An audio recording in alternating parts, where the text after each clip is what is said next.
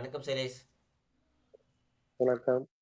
So இன்னைக்கான international to இன்லேண்டில் நம்ம எதை பற்றி பார்க்க போகிறோம் அப்படின்னா நேச்சுரல் ஃபார்மிங் அப்படின்ற ஒரு ஃபார்மிங் மெத்தடில் ஃபார்மர்ஸ் இன்னைக்கு காலகட்டத்தில் ஃபேஸ் பண்ணக்கூடிய ஸ்ட்ரகிள்ஸ் என்ன, ஏன் நேச்சுரல் ஆர்கானிக் ஃபார்மிங். இல்லை இல்லை அது ஆர்கானிக் அப்படின்னு ஒரு விதத்தில் இருக்குது, நேச்சுரல் ஃபார்மிங்னு சொல்கிறாங்க. தெரியாமல் சொல்ல தலைவா, தெரிஞ்சுதான் தலைவா சொல்கிறேன். ஓகே. ம். ஸோ இந்த காலகட்டத்தில் ஏன்னா ரொம்ப அக்ரிகல்ச்சர் அப்படின்ற ஒரு ஆர்ட்டை கிரியேட் பண்ணதுலேருந்து நேச்சுரல் ஆர்கானிக்காக நேச்சுரல் ஃபார்மிங் தான் பண்ணிக்கிட்டு இருக்காங்க. பட் இன்னைக்கு ப்ரெசண்ட் டைமில் வந்து இந்த நேச்சுரல் ஃபார்மிங்கை கொண்டு போகிறதுல ஃபார்மர்ஸுக்கு ரொம்ப பெரிய ஸ்ட்ரகிள்ஸ் இருக்குது. அது ஏன் அப்படின்னு பார்க்க போகிறோம். ஸோ ஃபஸ்ட்டு ஒரு காலகட்டத்தில் ரொம்ப பின்னாடி எங்கன்னா human civilisation first cultivation start பண்ணுறாங்க. வேட்டையாடி காடுகள்லேருந்து பழங்களில் பறித்து சாப்பிட ஆரம்பித்து, அப்புறம் செடிகள் கொடிகள் அவங்களே விதை போட்டு வளர்த்தி இப்படி தான் ஃபார்ம் பண்ணணும், இப்படி தான் விதை போடணும், இப்படி தான் முளைக்க வைக்கணும் ஒரு குறிப்பிட்ட டைம் லைனில் கற்றுக்கிட்டு ப்ராப்பராக சிவிலைஸ்டு வேலை அக்ரிகல்ச்சரை பண்ணி அதுலேருந்து உணவுப் பொருட்களை சேகரித்து வாழ ஆரம்பித்து இந்த ஃபெர்டிலைசர்ஸ் அப்படின்னு வர வரைக்குமே நல்லா தான் இருந்துச்சு எல்லாமே. நம்மளோட தாத்தாக்கள் காலகட்டத்தில் ஐ மீன் 1800 18th செஞ்சுரி வரைக்கும் world was good, agriculture was amazing அப்படி இருந்திருக்கு. டெக்கு வளர ஆரம்பித்த காலகட்டங்கள் எல்லாத்தையும் ஃபாஸ்ட்டாக பண்ணணும், இங்கேருந்து ஒரு இடத்துக்கு ஒரு இடத்துக்கு போகிறதுக்கு ஃபாஸ்ட்டாக போகணும், இங்கேருந்து ஒருத்தர் பேசணும்னா டக்குன்னு பேசணும், இந்த மாதிரி எல்லா ஆங்கிள்லையும் எல்லா விதத்துலேயும் ப்ரிசைஸாக பண்ணணும் அப்படின்ற ஆங்கிளில் ஃபார்மிங்கையும் பாப்புலேஷன் க்ரோத் அதிகமாக அதிகமாக என்ன ஆகிடுச்சு அப்படின்னா டக்குன்னு ப்ரொடக்ஷன் ஸ்டார்ட் பண்ணணும் அப்படின்ற ஒரு ஐடியாலஜிக்கு வராங்க. ஸோ கான்சென்ட்ரேட்டடாக மண்ணில் வந்து செடி வச்சுருக்கோம், கான்சென்ட்ரேட்டடான பொருட்களை சத்தாக கொடுத்தோம் அப்படின்னா அந்த செடி டக்குன்னு அப்சர்வ் பண்ணி வளரும். ஸோ மண்ணில் நாட் அன்கன்சன்ட்ரேஷன் சரியான கான்சென்ட்ரேட் லெவலில் இல்லாமல் எல்லா சத்துக்களும் முன்ன பின்ன ஆவரேஜாக இருக்குது. அதை செடி வேர் வழியாக பிரித்து எடுத்து அப்சர்வ் பண்ணி வளரத்துக்கான டைம் அதிகமாக எடுத்துக்குது. நம்ம ரொம்ப சிம்பிளிஃபைடு ஃபார்மில் அது செடிக்கு தேவைப்படும் சத்துக்களை டேரெக்டாக வேர்கிட்டே கொடுத்துட்டோம் அப்படின்னா அதோட அப்சர்விங் ரேட்டு ஃபாஸ்ட்டாக இருக்கும். ஸோ க்ரோத் ரேட்டும் ஃபாஸ்ட்டாக இருக்குன்றது தான் இதில் வர அப்ஜெக்டிவ் ஃபெர்டிலைசர் போடுறதுக்கு. ஸோ நான் போடுற ஃபெர்டிலைசர் பவுடர் ஸ்டேட்டில் இருக்கும், ஈஸியாக வேரால் அப்சர்வ் பண்ணிக்க முடியும், டக்குன்னு க்ரோத் ஆகும் அப்படின்றது தான் கொண்டு வந்தாங்க. ஆனால் இந்த ஃபெர்டிலைசர் கிரியேட் ஆன விதத்துக்கு ஒரு கதை இருக்குது. வேர்ல்டு வார் 2 முடிஞ்சதுக்கு அப்புறம் தான் ஃபெர்டிலைசர்ஸோட டிமாண்ட் அதிகமாச்சு, சப்ளை அதிகமாச்சு. அதுக்கு முன்னாடி ஃபெர்டிலைசர்ஸை பெருசாக எங்கேயும் யூஸ் ஆகலை. வேர்ல்டு வார் 2ல் பாம்ஸ் செய்யறதுக்காக நிறையா கெமிக்கல்ஸ் வந்து யூஸ் பண்ணிட்டு இருந்தாங்க.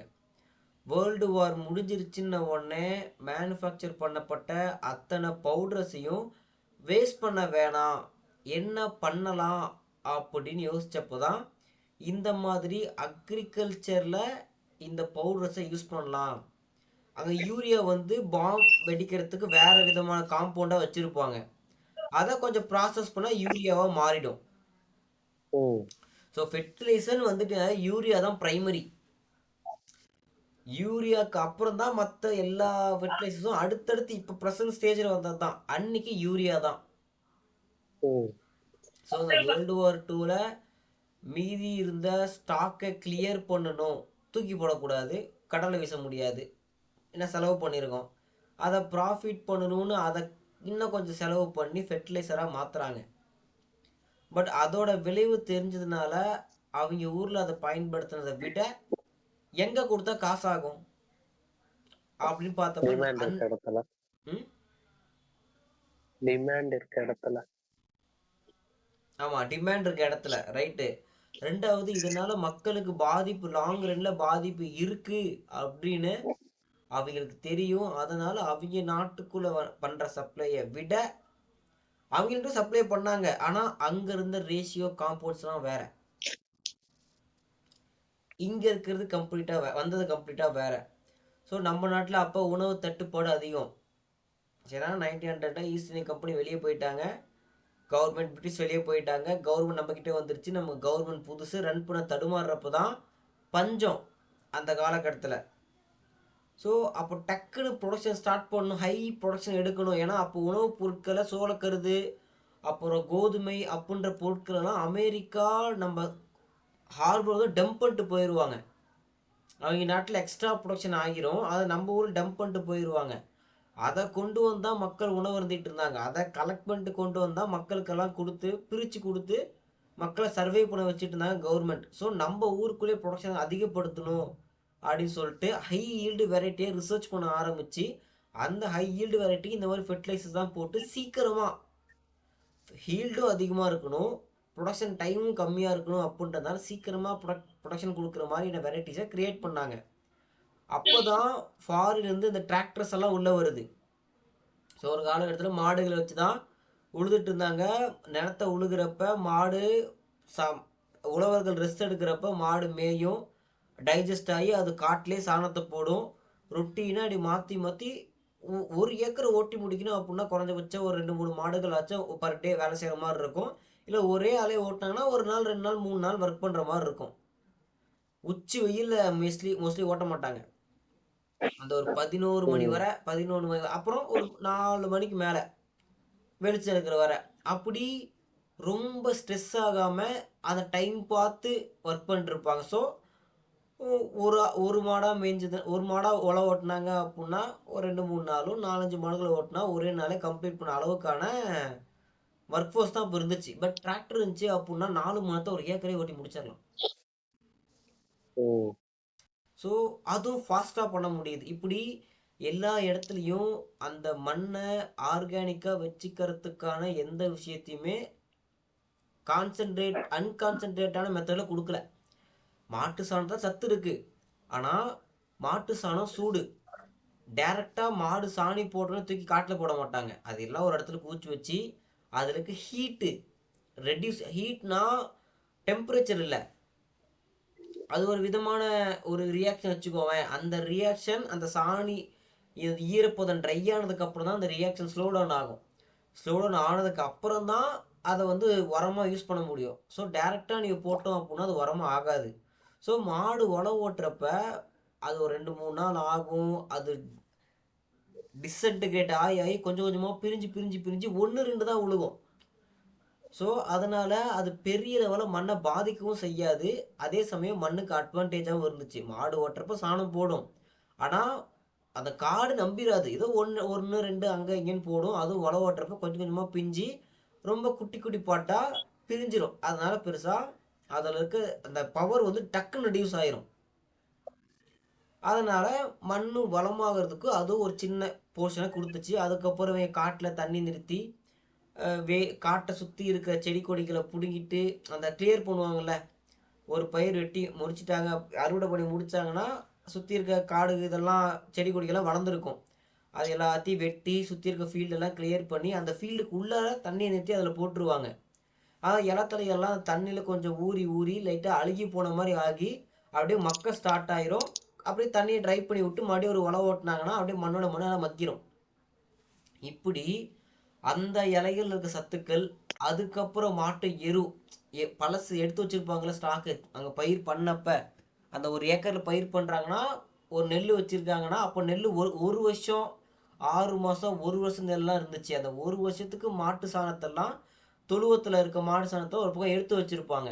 அந்த மாட்டு சாணத்தை கொண்டு போய் அறுவடை பண்ணதுக்கப்புறம் அடுத்த அறுவடைக்கு அடுத்த வெள்ளாமைக்கு முன்னாடி நிலத்தை தயார் பண்ணுறப்ப நிலத்துல போட்டு உழுது ப்ராசஸ் பண்ணி வைப்பாங்க. ஒரு மாதத்துக்கு அது அந்த லேண்டை ப்ரிப்பேர் பண்ணுற ஒர்க்கை பண்ணுவாங்க. அதுக்கப்புறம் தான் திருப்பி அடுத்த ரவுண்டு ஸ்டார்ட் பண்ணுவாங்க. பட் இங்கே யூரியா உள்ள என்ட்ரி ஆனதுக்கப்புறம் என்ன ஆச்சு, ஒரே நாள் டக்குன்னு ஆஃப் டே 1 டே நிலத்தை உழுது டக்குன்னு அந்த ப்ரிப்பரேஷனை ஸ்டார்ட் பண்ணிடுவாங்க. அந்த மண்டை கொஞ்சம் ஹீட்டு குறைஞ்சதுக்கப்புறம் காட்டில் தண்ணி நிறுத்தி நாற்று போட்டு டக்குன்னு எடுத்து இங்கே ரீப்ளேஸ் பண்ணிடுவாங்க. யூரியாவை தெளிச்சு விட்ருவாங்க. நேச்சுரபுளான வேலை மண்ணை ப்ரிப்பேர் பண்ணுறதுக்கான டைமை கொடுக்கல. ஏன்னா ஈல்டு நிறைய, ஏன்னா தேவைகள் நிறையா இருக்குது, டிமாண்டு நிறையா இருக்குது, சப்ளை கம்மியாக இருக்குன்றதுனால ஹை ஈல்டு வெரைட்டி ரிசர்ச் பண்ணி டேரெக்டாக விவசாயிகிட்ட கொடுத்துட்டாங்க. அதை ப்ரொடக்ஷன் அதிகமாக்குன்றதுக்காக உரங்களை போட்டு ஃபாஸ்ட்டாக பண்ண வச்சாங்க. ட்ரெடிஷ்னலாக நெல் 1 இயரில் ஒரு நெல் போட்டால் 10 நெல் வரும் அப்படின்னா இது 6 மாதத்தில் ஒரு நெல் 10 நெல்லாக வரும் அப்படின்ற மாதிரி ஃபாஸ்ட்டாக போகணுன்ற மாதிரி வெரைட்டி கண்டுபிடிச்சாங்க. 10 நெல்லில் 15 நெல்லாக வர வைக்கணும் அப்படின்றதுக்காக உரம் போடுறாங்க. ஸோ இது ரெண்டுக்கும் வித்தியாசம் புரிஞ்சிக்கணும். ஹை ஈல்டு வெரைட்டி அப்படின்னா ஒரு நெல்லை போட்டால் 10 நெல்லாக வரும். ஷார்ட் டியூரேஷனில் வருது அப்படின்னு பார்த்தீங்கன்னா லைஃப் டைமை குறைச்சிருவாங்க. இப்படி குறைச்சி இப்போ 3 மாதத்தில் அறுவடை பண்ணுற அளவுக்கான வெரைட்டியை கொண்டு வந்துட்டாங்க. இன்னும் இது 1 மந்த்துக்குள்ளே கொண்டு வர முடியுமான்னு பார்த்துக்கிட்டு இருக்காங்க. ஸோ இப்போ இது இந்த 1947 அந்த பஞ்சத்துக்கு அப்புறம் படிப்படியாக விவசாயிகள் மத்தியில் இந்த உரங்களை யூஸ் பண்ணுறது ஒரு ஹேபிட்டாகவே மாறிடுச்சு.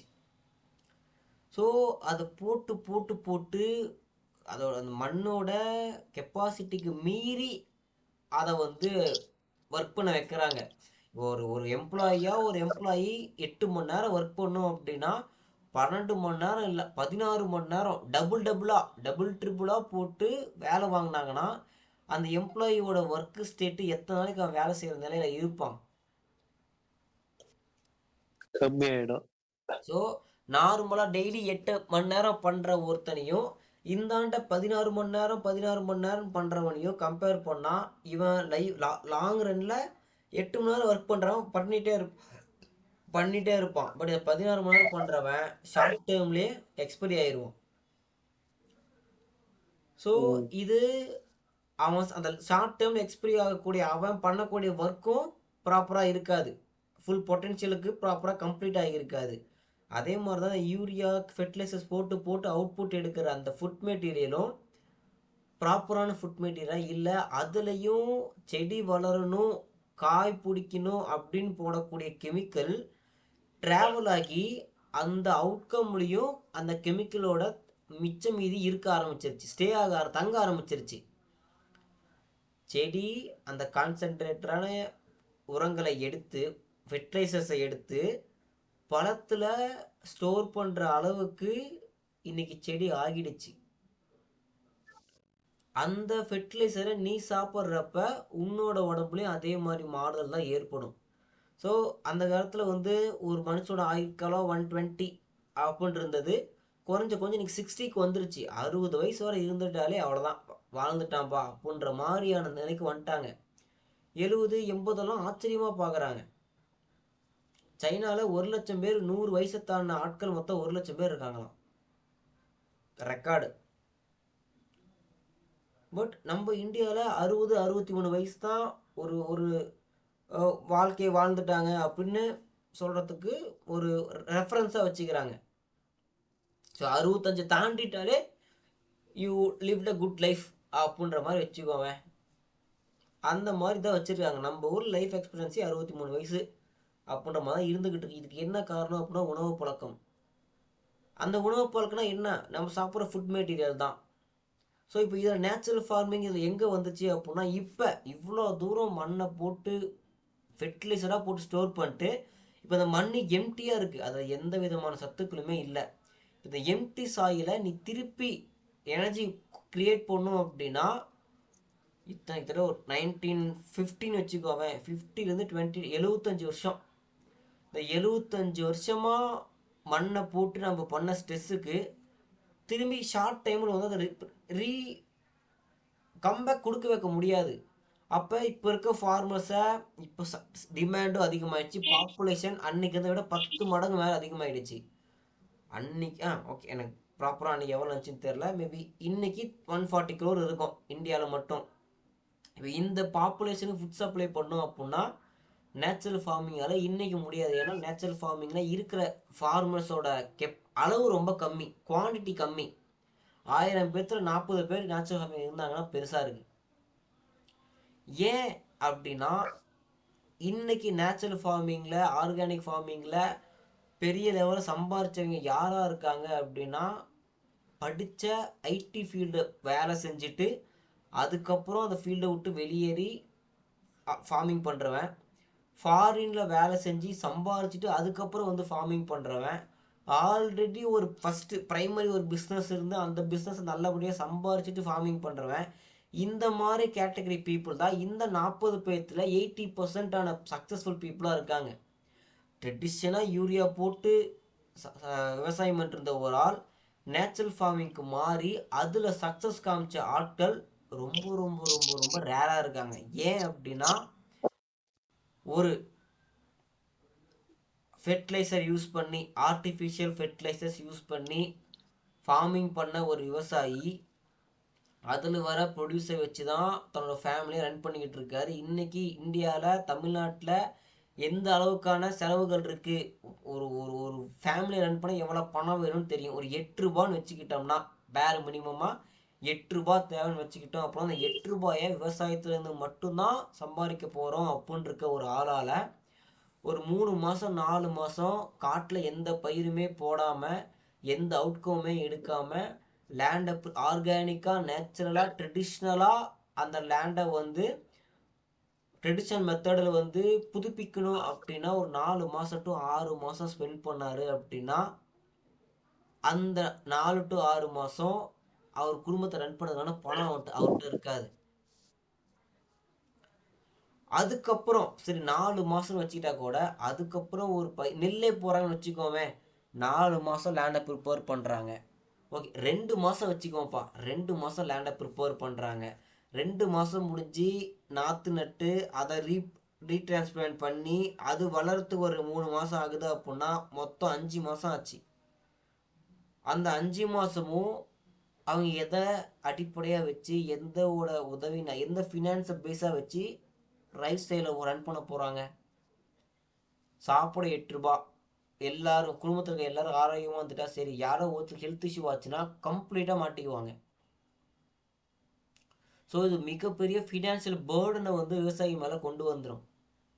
யார் யாரெல்லாம் இதுக்கு முன்னாடியே ஒரு இன்கம் சோர்ஸை ப்ராப்பராக பில்ட் பண்ணிட்டாங்களோ, ஒரு எமர்ஜென்சி ஃபண்ட்லாம் யார் வச்சுருக்காங்களோ அவன் இந்த நேச்சுரல் ஃபார்மிங்கில் இறங்கி ஒரு ட்ரையலாக ஸ்டார்ட் பண்ணி அந்த ட்ரையலை கற்றுக்கிட்டு அதை லார்ஜ் ஸ்கேலில் பண்ண முடியுது. ஏன்னா அந்த ட்ரையல் பீரியடும் லார்ஜ் ஸ்கேல் பண்ண பீரியடு அந்த 1 இயர் 2 இயர்ஸ் ஆனாலும் அந்த டைம் கேப்பை மேனேஜ் பண்ணுறதுக்கான ஃபினான்ஸ் அவன்கிட்ட இருக்குது ஆல்ரெடி. அதனால் ரொம்ப கிளவராக நிதானமாக பொறுமையாக ஸ்ட்ரெஸ் ஆகாமல் இந்த ப்ராக்ரஸை ஸ்டார்ட் பண்ணி சக்ஸஸ்ஃபுல்லாக முடிக்கிறாங்க. பட் ஒரு நார்மலான ஃபெர்டிலைசர் யூஸ் பண்ணி விவசாயம் பண்ணி குடும்பத்தை ரன் பண்ணக்கூடிய ஒரு விவசாயி இவ்வளோ பெரிய ரிஸ்க் எடுத்து ஒரு 4 மாதம் வருமானம் இல்லாமல் இந்த ரிஸ்க் எடுத்து இந்த ட்ரையலை முடித்து அதுக்கப்புறம் லேண்டை ப்ரிப்பேர் பண்ணி ட்ரையல் ரன் பண்ணி அதுக்கப்புறம் லார்ஜ் ஸ்கேலில் ஒரு கிராப் பண்ணணும். அந்த கிராப்லேருந்து ப்ராப்பராக மார்க்கெட்டுக்கு கொண்டு போய் சேல் பண்ணி காசை மாற்றுறதுக்கான லிங்க் அவங்ககிட்ட இருக்கணும். இது எதுவுமே ஒரு ஆவரேஜான விவசாயிகிட்ட இன்னைக்கு அவைலபிளாக இல்லை. இதுதான் இன்னைக்கு விவசாயிகளால் நேச்சுரல் ஃபார்மிங்க்கு போக முடியாத இருக்கிறதுக்கு மிக மிக முக்கியமான ஒரு காரணமாக இருக்கிறது ஃபினான்ஷியல் பேர்டன் தான். ஒரு 10 ஏக்கர் இருக்குது அப்படின்னா அதில் ஒரு 9 ஏக்கரை வந்து எப்பயும் போல யூஸ் பண்ணிவிட்டு ஒரு ஏக்கராக கொஞ்சம் கொஞ்சமாக டைவெர்ட் பண்ணிட்டே வரலாம். பட் ஒரு ஏக்கருக்கு 2 மாதம் டைம் எடுத்து வரத்துக்குள்ளார அதை ஹேண்டில் பண்ணுறதுக்கான கெப்பாசிட்டி இருக்கணும். ஏன்னா இங்கே ஒரு பயிர் இருக்கும், அங்கே ஒரு பயிர் இருக்கும், ரெண்டு தனித்தனியாக கவனிச்சிக்கணும். ஸ்டார்டிங் ஆர்கானிக் நேச்சுரல் ஃபார்மிங் ஸ்டார்டிங்கில் நம்ம தான் லேண்டுக்கு செலவு பண்ணுற மாதிரி இருக்கும். ஒரு குறிப்பிட்ட டைமுக்கு அப்புறம் தான் ஒரு 1 ஆர் ஃபியூ கல்டிவேஷனுக்கு அப்புறம் தான் லேண்ட்லேருந்து வர ஈல்டு நமக்கு காசு கொடுக்க ஆரம்பிக்கும். அது வர சஸ்டைன் பண்ணுறதுக்கான கெப்பாசிட்டி இன்றைக்கான ஃபார்மர்ஸ்ட இல்லை. என்ன தான் கவர்மெண்ட் ஸ்கீம்ஸ் கொடுக்குறாங்க, நேச்சுரல் ஃபார்மிங்க்கு 3 வருஷத்துக்கு ஒருக்கா 35,000 பணம் கொடுக்குறாங்க, 3 இயர் ஒன்ஸ் 35,000 கொடுக்குறாங்க. பட் 3 வருஷத்துக்கு ஒருக்கா 35,000 கொடுக்கறது வந்து பத்தாது. ஒரு ம், மாசத்துக்கு 8 டன் வச்சுட்டா கூட 10 மாசத்துக்கு 80,000 ஆச்சு. ம். ஸோ 35,000ன்றது இட்ஸ் நாட் நியர். இது சென்ட்ரல் கவர்மெண்ட் கொடுக்கறது. அப்புறம் கிசான் கிரெடிட் கார்டுன்னு சொல்லி ஒரு ஸ்கீம் கொடுத்துருக்காங்க. பேங்க்ல இருந்து கிரெடிட் கார்டு வாங்கிக்கலாம். ஆர்கானிக் ஐ மீன் இந்த ஃபார்மிங்க்கு தேவைப்படக்கூடிய பொருட்களை அந்த கார்டை யூஸ் பண்ணி வாங்கிக்கலாம் சப்சிடி விலையில. ஓ, பட் இது 35,000 அவன் சாப்பிட்றதுக்கே பத்தாது. இதில் எங்கே அவன் சப்சிடி விலையில 100 ரூபான்ற பொருள் 40 ரூபா வாங்கன்னு வச்சுக்கோ. அவன் ஒரு உதாரணத்துக்கு அவன் சாப்பிட்டது போக மீதி இருந்தால் 40 ரூபா கொடுத்து வாங்குவான். அவன்கிட்ட சாப்பிட்டது போக மீதி எதுவும் இருக்காதே. ம், ஸோ கவர்மெண்ட்டோட ஏன்னா இது எங்கே பேக்லாஷ் ஆச்சு அப்படின்னா ஸ்ரீலங்காவில் ஓவர் நைட்டில் வந்து நாங்கள் டோட்டலாக ஃபெர்டிலைசர் எல்லாத்தையும் பேன் பண்ணுறோம், நாளையிலேருந்து கண்ட்ரி ஃபுல்லாக நேச்சுரல் ஃபார்மிங் தான் பண்ணணும் அப்படின்னு சட்டம் போட்டாங்க. ஓகே. இல்லை இப்போ இல்லை, ரொம்ப பாஸ்டில் 2 ம், 3 இயர்ஸ்க்கு முன்னாடி. அதுக்கப்புறம் தான் ஸ்ரீலங்காவில் பயங்கரமாக வந்து சிவில் வார் வந்தது. மக்கள்லாம் கவர்மெண்ட் ம், அகேன்ஸ்டாக போராடி பிரைம் அந்த ஸ்ரீலங்காவோட பிரைம் மினிஸ்டர்லாம் ஊரை விட்டே ஓடிட்டாரு ம், அம்மான்னு விட்டுட்டு. அதுக்கப்புறம் அங்கே பெட்ரோல் விலையெல்லாம் பயங்கரமாக ஏறிச்சு, பால் கிடைக்கல, பிரெட்டு கிடைக்கல, நிறையா பிரச்சனையாகி அதுக்கப்புறம் இந்தியா உள்ள இன்டர்ஃபியர் ஆகி அதுக்கு தேவைப்படுற ஃபுட் சப்ளைஸ் எல்லாம் கொடுத்து அதுக்கப்புறம் அங்கே எலெக்ஷன் நடந்து அதுக்கப்புறம் ஒரு பிரைம் மினிஸ்டர் செலக்ட் ஆகி அப்புறம் கொஞ்சம் நிலைமை இப்போ சுமூகமாகியிருக்கு. ம், ஸோ ஓவர் நைட்டில் நம்ம இப்போ டிமானிசேஷன் பண்ணாங்க இல்லையா, அந்த மாதிரி அங்கே ம், நேச்சுரல் ஃபார்மிங் மட்டும்தான் நாட்டில் பண்ணணும் அப்படின்னு கொண்டு வந்துட்டாங்க. ஸோ நாடு ம், ஃபுல்லாக நம்ம நாட்டில் இன்னைக்கு 60% ஆஃப் பீப்புள் வந்து ஸ்டில் ஆர்கானிக் ஃபார்மிங்கை தான் நம்பியிருக்காங்க. இப்போ இந்த 60% ஆர்கானிக் நேச்சுரல் ஃபார்மிங் பக்கம் திருப்பணும் அப்படின்னா அதுக்கு ஒரு ஹியூஜ் அமௌண்ட் ஆஃப் டைம் தேவைப்படும். ம். அவங்களுக்கான உதவித்தொகைகள், மற்ற சில உதவி ஏற்பாடுகள், டெக்னாலஜி, அவேர்னஸ் ப்ரோக்ராம்,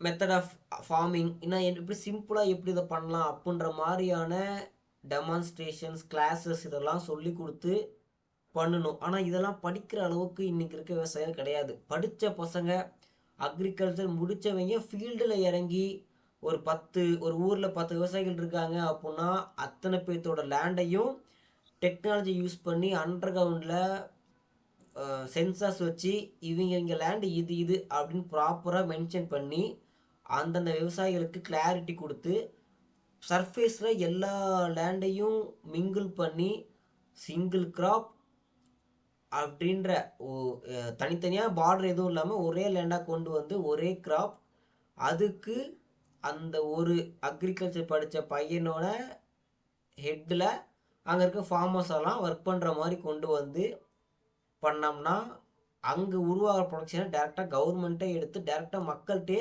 இந்த ரேஷன் கடை மூலிமா சேல் பண்ணலாம். அரிசி பருப்பு போகிற மாதிரி காய்கறிகளும் கொடுக்கலாம், மலிவான விலையில அதான் கொடுக்கும்போது. பாரேன், இந்த அக்ரி படிச்சவங்கலாம் இந்த மாதிரி ஐடியாஸ் தான் உங்களுக்கு வருதே தவிர பண்ண மாட்டேங்கிறாங்க. எல்லாரும் அதான்ப்பா, இங்கே உனக்கும் எனக்கும் வந்து ஒரு குடும்பம் இருக்குது, ஒர்க் இருக்குது. ஃபினான்ஸ் யார்கிட்ட இருக்கோ எல்லாருக்குமே பின்ன இருக்கத்தானே செய்யும். எல்லாருக்கும் இருக்க செய்யுது. ஃபினான்ஸ் யார்கிட்ட இருக்கோ அவங்க இறங்கி பண்ணலாம், ஆனால் அவங்க பண்ணுறதில்ல. இல்லாதவங்க நமக்கு இருக்க வேலையை பார்த்துட்டு போகுதுன்னு கிளம்பிடுறாங்க. இன்னொரு கேட்டகிரி இல்லை, பணம் இல்லை ஆனால் பணத்தை உருவாக்கிட்டு இதை பண்ணணும் அப்படின்னா டைம் வேணும். ஓவர் நைட்டில் உனக்கும் எனக்கும் 1 கோடி கிடச்சிதுன்னா விஷயம் வேறு. பட் 1 கோடி நீ உருவாக்குனா தான் உன்னை நம்பி 4 பேர் நீ நீ சொல்கிற ஐடியாவை பண்ண ஒத்துக்குவாங்க. இன்னைக்கு நல்லது அப்படி இல்ல, பண்ணணும். இன்னைக்கு இருக்க இந்த காலகட்டத்துல வந்து கிரவுட் ஃபண்டிங்லாம் வாங்கி பண்ணலாம். க்ரௌட் ஃபண்டிங் வாங்கி பண்ணப்பா ரெஸ்பான்சிபிலிட்டி அதிகம், உனக்கான ஃப்ரீடம் இருக்காது. ஆமா பின்ன. ஸோ ஃப்ரீடமாக ஒர்க் பண்ணால் தான் உன்னால் சக்ஸஸ் காட்ட முடியும். இங்கே பிரச்சனை என்ன இது என்ன அப்படின்னா கதையா? கண்டினியூஸான ஒரு ஸ்ட்ரெஸ் விழுந்துக்கிட்டே இருக்குது ஃபார்மர்ஸ் மேலே. ஃபேமிலின்றது அந்த ரெஸ்பான்சிபிலிட்டி ஸ்ட்ரெஸ் தான் அவங்களை எதுவும் பண்ண முடியாமல் இருக்குது. ஃபார்மர்ஸ்னு இல்லை. அப்ப நீங்க வந்து ஆர்என்டி தான் பண்ணுவீங்க. இது மூலமா என்ன சொல்ல வரீங்கன்னா, ஏதாவது தப்பு நடந்தாலும் எதுவும் சொல்றதுக்கு இல்ல, டைம் எடுத்து நாங்க சரி பண்ணிக்கிறோம் அப்படின்னு சொல்றீங்க. நாசால ராக்கெட் அனுப்புகிறாங்க, சந்திராயன் 1 அனுப்புகிறாங்க, ஃபெயிலியர் ஆயிடுது. டைம் எடுத்து சரி பண்ணி அனுப்புகிறாங்க. ஐடியா இருந்துச்சு, நாசால ஃபண்ட் இருந்துச்சு, பண்ணாங்க, ஃபெயிலியர் ஆச்சு, சக்ஸஸ் பண்ணாங்க. எல்லாத்துக்கும் ஃபார்முலா ஒன்று தான். எல்லாத்துக்குமே சக்ஸஸ்க்கு டைம் எடுத்துக்கும். ஓவர் நைட்டில் ஒரே நாள் சக்ஸஸ் கிடைக்காது, ஆனால் ஒரு நாள் கண்டிப்பாக கிடைக்கும். பட் அது ஒரு சஸ்டைன் ரன் பண்ணுறதுக்கு நீ டைம் இருக்கணும், தேவைப்படக்கூடிய பவர், மேன் பவர் இருக்கணும், ஃபினான்ஸ் இருக்கணும். இதே க்ரௌட் ஃபண்டிங்கில் பண்ணுற அப்படின்னா அங்கேயும் ஒரு ஸ்ட்ரெஸ் விழுந்துருது. இந்த குறிப்பிட்ட டைமுக்குள்ள ரிசல்ட் காட்டணும், இல்லாட்டி க்ரௌட் ஃபண்டிங் வச்சு ஒன் டைம் ஃபண்ட் வச்சு ஒன்றும் பண்ண முடியாது. இது ட்ரையல் பிளான் ப்ரிப்பேர் பண்ணி ட்ரையல் ரன் பண்ணி அதில் ஃபில்டர் பண்ணி அதில் எல்லாத்தையும் சரி பண்ணிட்டு தான் லார்ஜ் ஸ்கேலில் பண்ணணும். இதுக்கான டைம் இருக்குது, இதுக்கான ஃபினான்ஸ் இருக்குது, இதுக்கான ஒர்க் இருக்குது. ஸோ இது எல்லாத்துக்கும் பேசிக் ஃபினான்ஷியல் தான். ஃபினான்ஸ் இருந்தால் தான் நம்ம லேண்ட் ப்ரிப்பரேஷனே ஸ்டார்ட் பண்ண முடியும். ஒரு சாம்பிளுக்கு சொல்கிறேன், ஒரு 10 விவசாயிகள் இருக்காங்க, ஒரே ஒரு பக்கம் பக்கமாக. அவங்க எல்லாத்தோட லேண்டையும் டெக்னாலஜியை யூஸ் பண்ணி ப்ராப்பராக மார்க் சரி, பண்ணி. நான் என்ன கேள்விப்பட்டேன்னா, ம் ஒருத்தர் இருக்காப்ல, அவர் பெரிய ஆள்லாம் ஒண்ணும் கிடையாது. ம் ஆனா அவர் வந்து என்னன்னா, இந்த மாதிரி கிரவுட் ஃபண்டிங் மூலயமாவே வந்து, ஈவன் கிரவுட் ஃபண்டிங் இல்லைனாலும் சரி, மக்கள் அந்த அதாவது தன்னார்வலர்கள் அவங்கள வச்சே வந்து என்ன பண்ணிக்கிட்டு இருக்காராமா, ஏரிகளை தூர்வாரி சரி பண்ற வேலையை பண்ணிட்டு இருக்காப்ல. கரெக்டு. ம். ஸோ அவர் சாதாரண நபர் தான். ரெஸ்பான்சிபிலிட்டி அப்படின்ற ஸ்ட்ரெஸ் இல்லை அப்படின்னா ஏதாச்சும் ஒன்று ஸ்டெப் எடுத்து மூவ் பண்ணலாம். உனக்குன்னு ஓன் பிரச்சனைகள் இருக்கிறப்ப அதை சார்ட் அவுட் பண்ணால் நீ வெளியே போன அப்படின்னா எது முக்கியம்னு முடிவு பண்ணிக்கணும். இது முக்கியம் இல்லை அப்படின்னு கை விட்டுட்டோம் அப்படின்னா, ஃபேமிலின்ற ரெஸ்பான்சிபிலிட்டி முக்கியமான கை விட்டுட்டோம் அப்படின்னா ஏதாச்சும் போய் உள்ள வெளியே பண்ணலாம். Outside of the outside of family ஏதாச்சும் பண்ணலாம். பட் ரெண்டுமே முக்கியம் ஹேண்டில் பண்ண முடியாது. அப்படி ஹேண்டில் பண்ணணும் அப்படின்னா அதுதான் சொல்றேன். பின்ன வந்து ஃபினான்ஸ் இருக்கணும். ஃபேமிலிய விட்டுட்டு மட்டும் எவன் வருவான் இந்த மாதிரி பண்றதுக்கு? தென் ஃபேமிலி இருக்கிறப்ப உனக்கான ப்ரெஷர் யார் கொடுப்பா? ஃபேமிலியிலே வரும். குடும்பத்தை விட்டுட்டு உனக்கு இந்த வேலை தேவையா அப்படின்னு. ஸோ குடும்பம் இல்லாதவன் தான் பண்ணணும் அப்புறம் கடைசியா. இதுக்கு தான் ஃபேமிலி பார்க்கணும், இம்பார்ட்டண்ட். பட் அதுக்குன்னு ஊரே விட்டுற முடியாது, எல்லா ஃபேமிலி சேர்ந்தா ஒரு ஊர். அப்போ அதையும் விட்டுற முடியாது. ஸோ ரெண்டுத்தையுமே ஹேண்டில் பண்ணும் அப்படின்னா அதுக்கான கெப்பாசிட்டி அந்த ஒரு நபர்கிட்ட இருக்கணும். ஸோ நேச்சுரல் ஃபார்மிங்க்கு முக்கியமான பிரச்சனை பணம் தான். சக்ஸஸ்ஃபுல்லாக ஒரு இது பாஸ்டில் ஒரு நல்ல பிஸ்னஸோ ஜாபோ போய் சம்பாதிச்சவன் நேச்சுரல் ஃபார்மிங்க்கு சக்ஸஸ்ஃபுல்லாக இருக்கான். ஸோ இப்போ நேச்சுரல் ஃபார்மிங்கை நேஷனல் வைடு கொண்டு வரணும் அப்படின்னா அந்தந்த டிஸ்ட்ரிக்டில் யாரோ ஒரு மிகப்பெரிய ஒரு பணக்காரனோட லீடிங் ஒரு ஒரு ஒரு ஃபினான்ஷியல் ஹெல்ப்பில் ஒரு ப்ராப்பரான ஒரு பிரெயின் வந்து லீட் பண்ணாங்க அப்படின்னா இது வந்து ஒரு 1 to 5 இயர்ஸ்க்குள்ளார ஆல் ஓவர் இந்தியா அதை பண்ண முடியும். ஒரு டிஸ்ட்ரிக்டில் கண்டிப்பாக பணக்காரங்க இருப்பாங்க. இந்த நிறைய பணக்காரங்க இருக்கவும் தான் கட்சியில் போய் ஜாயின் பண்ணிட்டு கட்சிகளுக்காக செலவு பண்ணுறாங்க. ஒரு கட்சி கவர்மெண்ட்டில் ஆட்சியில் இருக்காங்க அப்படின்னா அவங்க கவர்மெண்ட் ஃபண்டை யூஸ் பண்ணிக்கிட்டு சாதுரியமாக மக்களுக்கு ஹெல்ப்பும் பண்ணிக்கிட்டு அதே டைமில் அவங்களுக்கான ப்ரொமோஷனும் பண்ணிக்கலாம். பட் ஆட்சியில் இல்லாத ஒரு கட்சி ரன் ஆகணும் அப்படின்னா பணம் வேணும். ஒரு மீட்டிங் போகணும் அப்படின்னா பணம் வேணும். எல்லாரும் சேர்ந்து அவங்க கட்சி ஆட்களே ஒரு இடத்த சந்திக்கணும் அப்படின்னா கட்டாயமாக ஒரு ஸ்டேஜ் போடணும், ஒரு போக்குவரத்து இருக்குது, இதுக்கு எல்லாத்துக்கும் செலவு இருக்குது. ஸோ இது எல்லாம் யார் செலவு பண்ணுறாங்கன்னா அந்த கட்சியில் முக்கியமான போஸ்டர் தான் செலவு பண்ணுறாங்க. அவன்கிட்ட எது காசு இருக்கும், ஏதோ ஒரு பிஸ்னஸ் பண்ணுறாங்க, காசு இருக்கும். ஸோ இந்த மாதிரி டிஸ்ட்ரிக்டில் நிறைய பேர் இருப்பாங்க.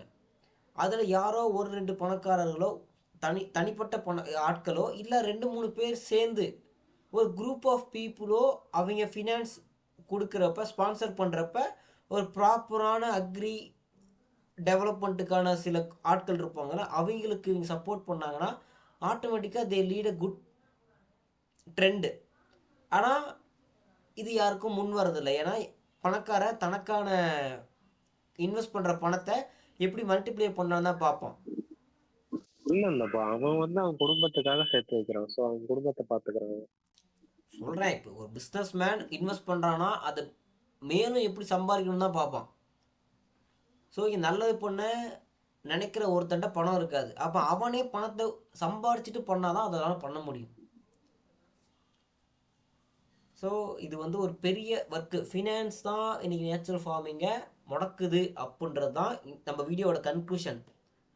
பட் ஃபினான்ஸ் இருக்க யாரோ ஒருத்தர் நினச்சா பண்ணலாம், ஆர் யார் பண்ணணும்னு நினைக்கிறாங்களோ அவங்ககிட்ட ஃபினான்ஸ் இருக்கணும். ஏன்னா இதுவரை சக்ஸஸ் காமிச்ச மோஸ்ட் ஆஃப் தி பீப்புள், ரேராக சார் தான் சாதாரண விவசாயிகளும் பண்ணியிருக்காங்க, நேச்சுரல் ஃபார்மிங்கில் சக்ஸஸ் காமிச்சிருக்காங்க அவங்க லைஃப்பில். மேஜராக சொசைட்டியில் இம்பேக்டை க்ரியேட் பண்ணோம் அப்படின்னாலும் இங்கே ஃபினான்ஸ் ஒரு முக்கியமான விஷயமா இருக்குது. ஸோ நேச்சுரல் ஃபார்மிங் பற்றி நம்ம இன்றைக்கி கொஞ்சம் டீட்டெயிலாக பார்த்துருக்கோம். எதனால் விவசாயியால் ஃபாலோ பண்ண முடியல அப்படின்னா ஃபினான்ஷியல் ஸ்ட்ரெஸ். அந்த ஃபினான்ஷியல் ஸ்ட்ரெஸ் ஏன் வருது அப்படின்னா ஃபேமிலி இருக்குது, ரெஸ்பான்சிபிலிட்டி இருக்குது. அதுதான் ஃப்யூச்சருக்கான ப்ரிப்பரேஷன் எதுவும் பண்ணுறதுக்கான டைம் ஒதுக்க முடியாமல் ப்ரெசண்ட்டை மட்டுமே ஃபோக்கஸ்டாக வச்சுக்கிறாங்க. அதனால் ஃப்யூச்சருக்கான எந்த ஒரு முன்னெச்சரிக்கையான ஏற்பாடுகளும் பண்ணாமல் இருக்கிறதுனால ப்ரெசண்ட்டை விட மக்கள் வாழ்ந்துக்கிட்டு இருக்காங்க, இந்த ஸ்ட்ரெஸ்ஸஸ் எல்லாம் இருக்கிறதுனால. ஏதோ ஒரு டைமில் வந்து இந்த ஸ்ட்ரெஸ் அவங்களுக்கு இல்லாமல் இருந்துச்சு அப்படின்னா நேச்சுரல் ஃபார்மிங்கோட இம்பேக்ட் வந்து எல்லாருக்கும் இருக்கும். ஆரோக்கியமான உணவை எல்லோரும் சாப்பிட்டு ஆரோக்கியமான வாழ்க்கை முறையை வழிநடத்துறதுக்கான வாய்ப்பு எனக்கு இருக்கும். ஆனால் இதெல்லாம் நடக்கிறதுக்கு நான் எத்தனை 100 ஆண்டுகள் ஆகும் அப்படின்றதுக்கு என்கிட்ட பதில் இல்லை. ஸோ இது ஒருத்தர் நினச்சா ஒரே நடக்கிற விஷயம் இல்லை. ஒருத்தர் மட்டும் நினச்சா கூட ஒரு நாள் நடக்கும், ஆனால் ஒரே நாள் நடக்காது. ஸோ ஃபினான்ஸ் தான் நேச்சுரல் ஃபார்மிங்கில் சக்ஸஸ் காட்டுறதுக்கு முடியாமல் இருக்கிறதுக்கான காரணமும், சக்ஸஸ் காட்ட முடியுது அப்படின்றதுக்கு காரணமும் ஃபினான்ஸ் தான். ஸோ இதுதான் இன்னைக்கான வீடியோட கன்க்ளூஷன். வேற ஏதாச்சும் கேள்விகள்? இல்லை. ஸோ இன்னைக்கு வீடியோ நிறைய பார்த்துருக்கோம். இதே மாதிரி இன்னொரு நாள் இன்னொரு வீடியோவில் பார்க்கலாம். நன்றி, வணக்கம்.